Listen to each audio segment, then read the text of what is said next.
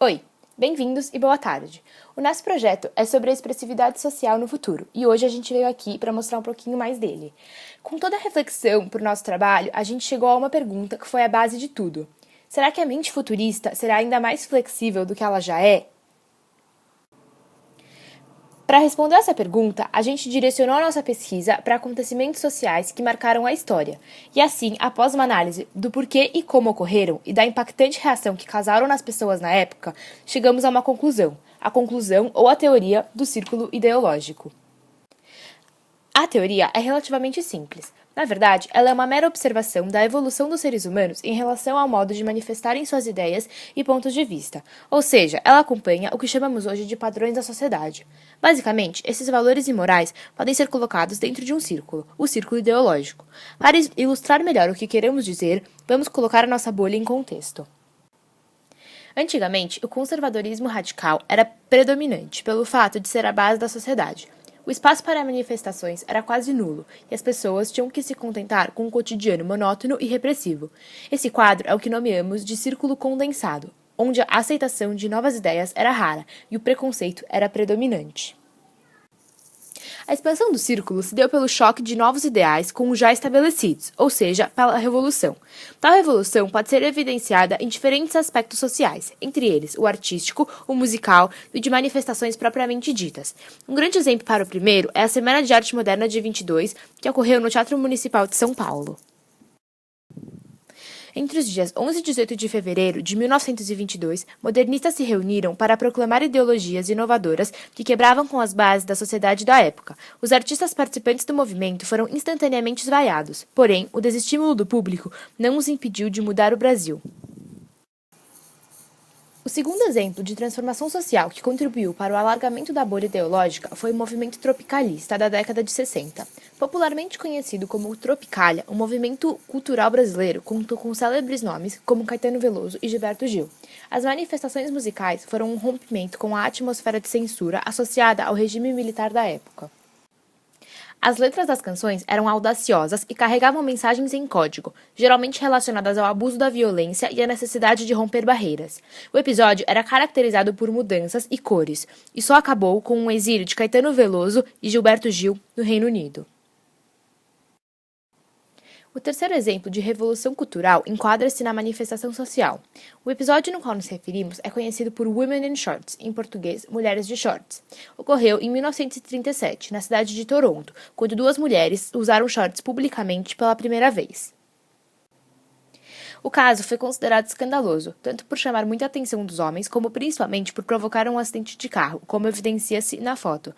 Nas épocas em que ocorreram, as revoluções citadas obviamente não foram bem aceitas, porém, tiveram um papel extremamente importante, a ampliação dos horizontes da população, ou seja, a aceitação de novas ideias ao círculo. Atualmente, parece até estranho pensar que conceitos tão banais como esses não foram bem vistos. Justamente, graças a eles é que hoje temos a visão ampliada que temos e a aceitação vem se tornando cada vez maior. Com isso em vista, podemos dizer que atualmente o que chamamos de revoluções tem impactos menos chocantes e são até melhores compreendidas por todos. A bagagem cultural que estamos recebendo desses eventos dramáticos é enorme. Assim, graças a eles, é possível afirmar que as mais diversas tribos estão ganhando voz. Se expressar se tornou muito mais fácil e infinitamente mais seguro, graças às leis que protegem a individualidade dos cidadãos.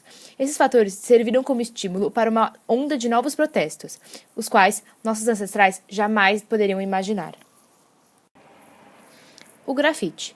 Há não tanto tempo atrás, essa forma de expressão nem sequer era reconhecida, mas sim taxada como vandalismo. Porém, em fevereiro deste ano, o prefeito do Rio de Janeiro, Eduardo Paes, assinou o decreto Graffiti Rio, que reconhece o street art oficialmente como arte. Banksy, Keith Haring e os gêmeos são apenas alguns nomes que passaram pelo turbulento, porém acelerado processo de acolhimento da arte de rua. O inglês, americano e brasileiros sentiram na pele a curta e porém real rejeição de sua arte. Apesar disso, no atual momento, suas obras são valorizadas e enxergadas com um par diferente de olhos, os prontos para tentar compreender o extraordinário. Em concordância com o cenário artístico, o musical também sofreu abalos que chocaram a sociedade. Entre eles, pode-se destacar o nascimento e a rápida ascensão do denominado funk ostentação. O estilo musical procura exaltar o modo de vida das classes altas e a saída da favela. Surgiu na região metropolitana de São Paulo em 2011 e, rapidamente, após sofrer uma onda de preconceitos, se tornou, ironicamente, popular entre os integrantes da própria classe alta.